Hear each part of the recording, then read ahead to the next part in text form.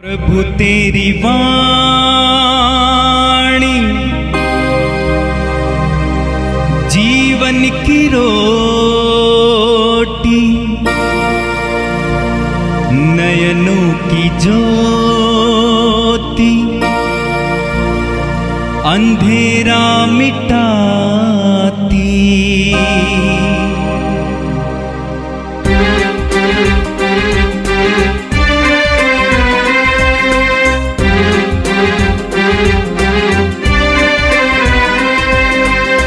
प्रभु तेरी वाणी जीवन की रोटी, नयनों की ज्योति, अंधेरा मिटाती।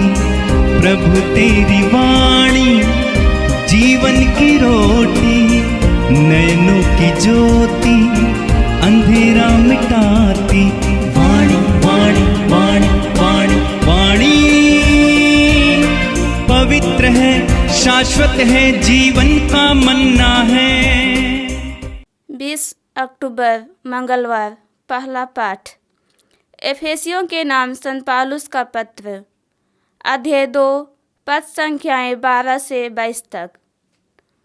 आप पहले मसीह से अलग थे, इस्राएल के समुद्र के बाहर थे, विधान की प्रतिज्ञाओं से अपरिचित और इस संसार में आशा और ईश्वर से रहित थे।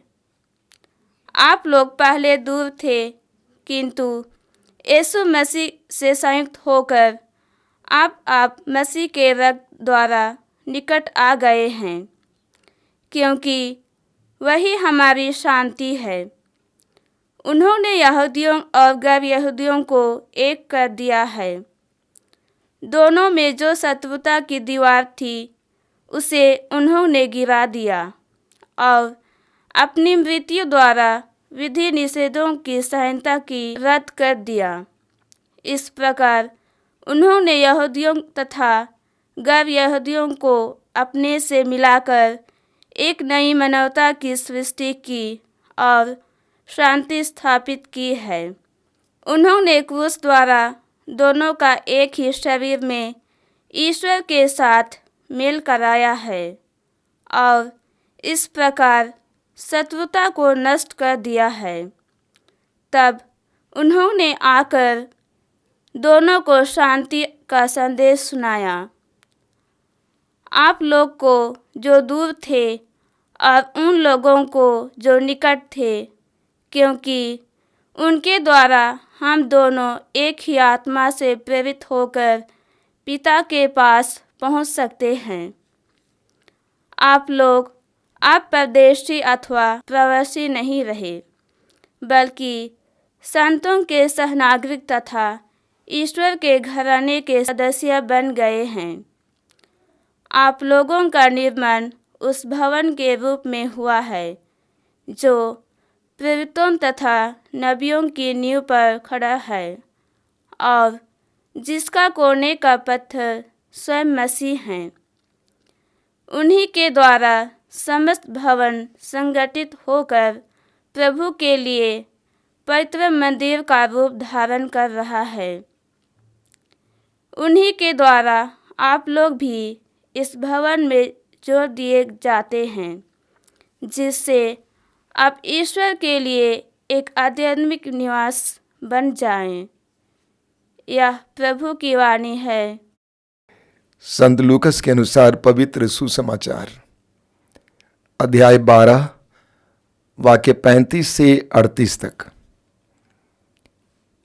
यीशु ने अपने शिष्यों से यह कहा, तुम्हारी कमर कसी रहे और तुम्हारे दीपक जलते रहें।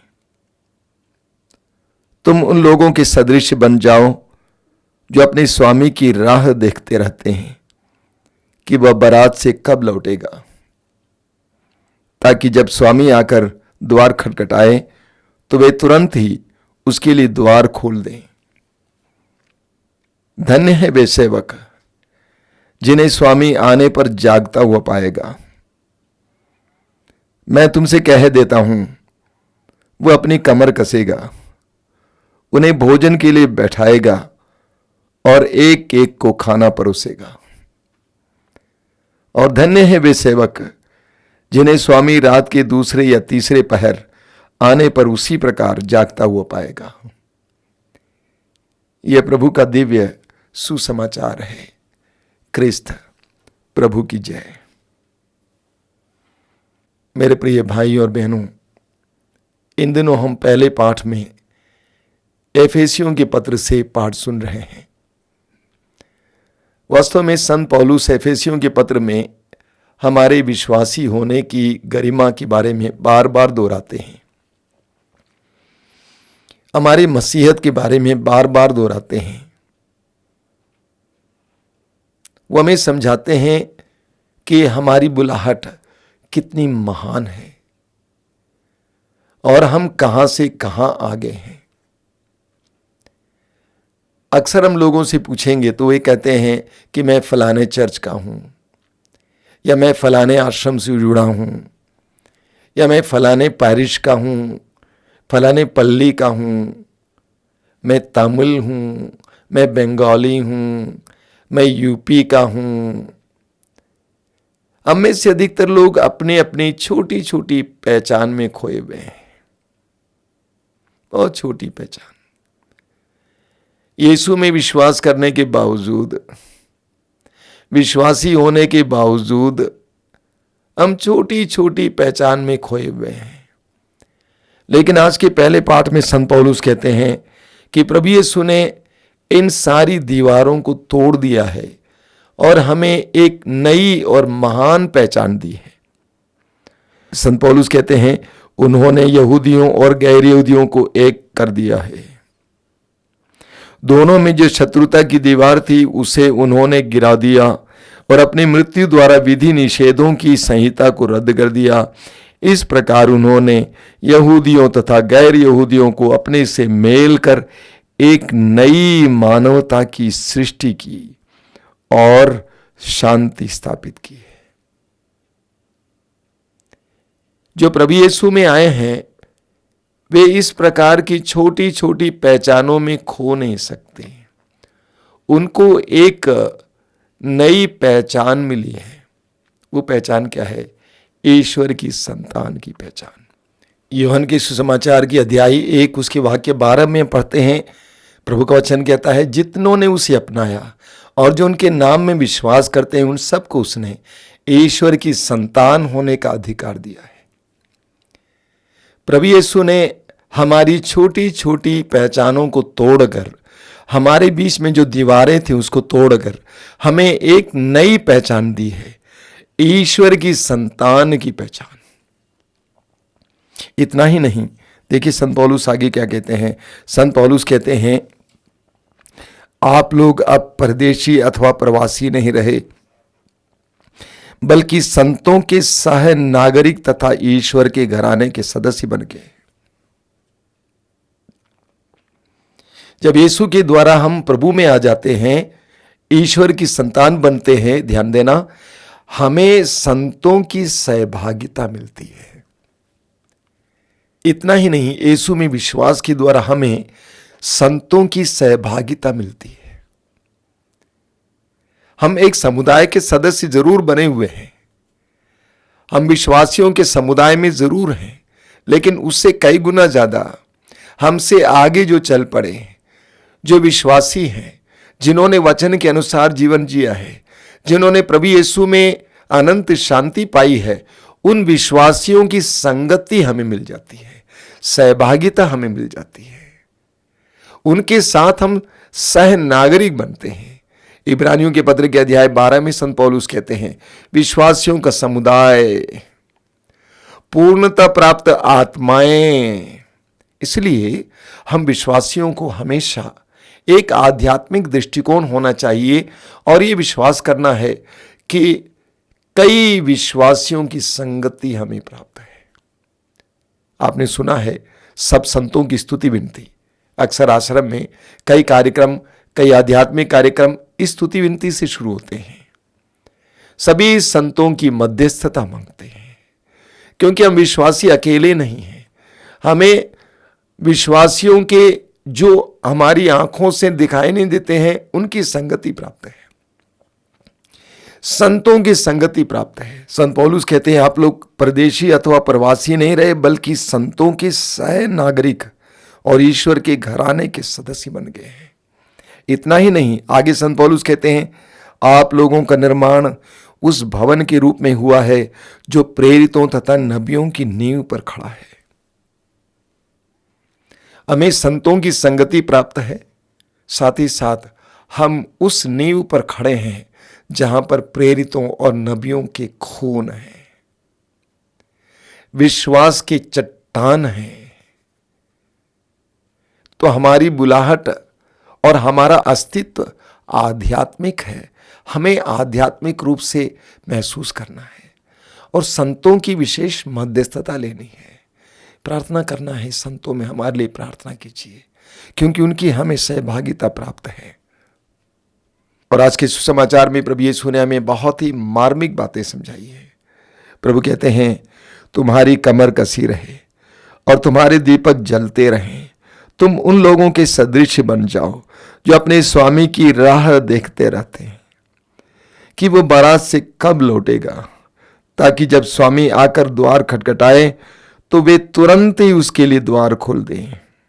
धन्य है वे सेवक जिन्हें स्वामी आने पर जागता हुआ पाएगा। मैं तुमसे कह देता हूं, वो अपनी कमर कसेगा, उन्हें भोजन के लिए बैठाएगा और एक एक को खाना परोसेगा। प्रभु यीशु कहते हैं कि अपने स्वामी के इंतजार में रहो हर समय। एक विश्वासी और अविश्वासी में यह फर्क है। एक विश्वासी अपने स्वामी के इंतजार में रहता है। सबसे पहले एक विश्वासी को यह जानना चाहिए कि मैं दास हूं। अपने को दास मानना चाहिए। मां मरियम ने कहा मैं प्रभु की दासी हूं, मैं प्रभु की दासी हूं, आपका कथन मुझ में पूरा हो। सामुएल ने कहा बोल प्रभु तेरा दास सुन रहा हूं। हम विश्वासी दास हैं, मालिक नहीं है। मालिक वो है। हम प्रभु के दास हैं, हम यीशु दास हैं, हम प्रभु दास हैं। अगर हम दास हैं तो हर समय इस बात का ख्याल करना है कि हमें अपने मालिक की इच्छा पूरी करनी है। एफेसी अध्याय 5 वाक्य 10 पौलुस कहते हैं इस बात की चिंता किया करो, इस बात के बारे में सोचा करो कि प्रभु को क्या प्रिय है। इस बात का पता लगाते रहो कि प्रभु को क्या प्रिय है। आज के पाठ में प्रभु ने कहा प्रभु को वे दास प्रिय हैं जो प्रभु के इंतजार में रहते हैं, हर समय तैयार में रहते हैं, तैयारी में रहते हैं। आप किसी डीएम के ऑफिस में कभी जाए कीजिए तो आप देखेंगे उनका टेबल हमेशा साफ रहता है। शायद ही कोई फाइल वहां रहता है। फाइल आया तुरंत जो करना कर दिए। क्यों? हर समय वो तैयार हैं। किस समय उनकी तबादली होगी उनको नहीं मालूम है। मदर तेरेसा कहा करती थी पुरोहितों को जब मिसा बलिदान बोलने जाते हैं, हे पुरोहित इस मिसा बलिदान को इस तरह चढ़ाओ मानो ये तुम्हारा पहला मिसा है और तुम्हारा अंतिम मिसा है।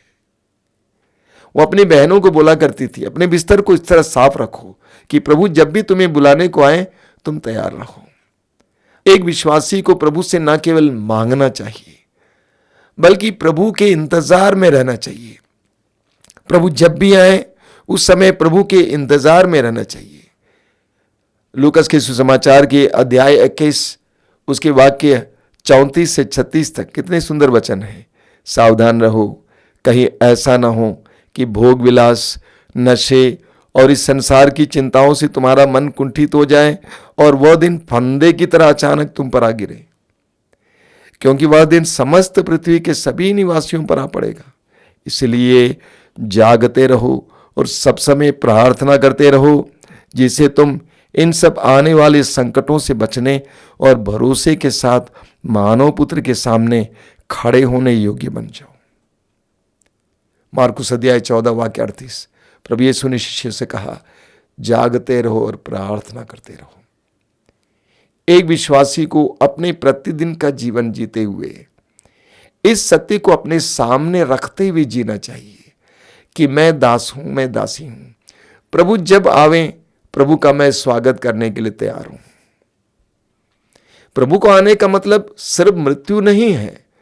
प्रभु किसी भी समय आपके जीवन में आ सकते हैं, कृपाएं लेकर, आशीषें लेकर। सवाल यह है, क्या मैं तैयार हूं? आपने सुसमाचार में सुना कि वो मालिक जब आता है उस समय सेवक जगा हुआ पाया जाए तो मालिक उसको भोजन परोसेगा। कितनी सुंदर बात प्रभु यीशु ने कहा। हमारे जीवन में भी प्रभु ऐसा ही करेंगे जब हम तैयार होंगे कृपा के लिए, प्रभु के आगमन के लिए। हम विश्वासी अंधाधुंध जीवन नहीं जी सकते हैं। कई लोग अंधाधुंध जीवन जीते हैं। हम विश्वासी बिना उद्देश्य का जीवन नहीं जी सकते हैं। चलती का नाम गाड़ी ना, एक विश्वासी ऐसा नहीं हो सकता है। एक विश्वासी ये जानता है कि मैं कहां से आया, मुझे कहां जाना है।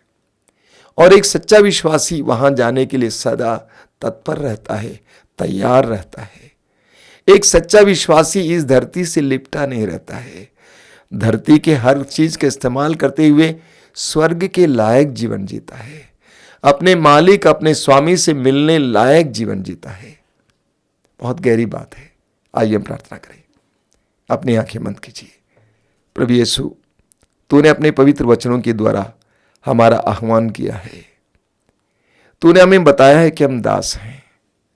हमें बताया है कि हमें तैयार रहना है हर समय तेरे आगमन के लिए, तेरे साथ जाने के लिए, तेरी कृपाएं पाने के लिए। प्रभु हमें अंधाधुंध जीवन न जीने दे। हमारे जीवन को एक आशापूर्ण जीवन बना दे, उद्देश्यपूर्ण जीवन बना दे। हमारे हृदय और मन को इतना सजग बना दे कि हम हर समय तेरे इंतजार में रह सके। हम सोए ना, हम आलसी ना बने, बल्कि तेरे आगमन के लिए, तेरे आने के लिए इंतजार में रह सके। प्रभु यीशु, इन वचनों को सुनने वाले मेरे भाई बहनों को आशीर्वाद दीजिए। तेरे अनुग्रहों की वर्षा कीजिए। अपने जीवन में एक उद्देश्य पाने के लिए और उद्देश्य की ओर बढ़ने के लिए उन्हें कृपा दीजिए। आमीन। प्रभु तेरी वाणी जीवन की रोटी, नयनों की ज्योति अंधेरा मिटाती। वाणी वाणी वाणी वाणी वाणी पवित्र है, शाश्वत है, जीवन का मन्ना है।